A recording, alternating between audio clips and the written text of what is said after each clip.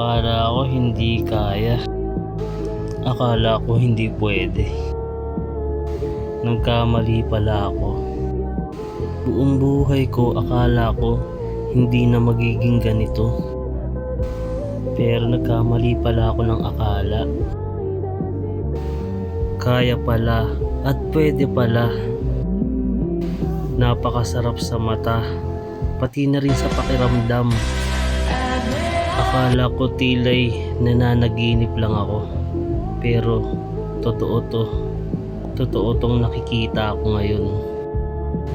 Oo guys, tama kayo na nakita.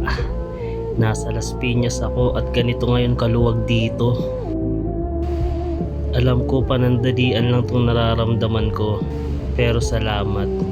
Salamat sa mga taong umuwi ng probinsya at nabigyan nyo ako ng pagkakataong maramdaman na maging maluwag ang daanan dito sa Las Piñas.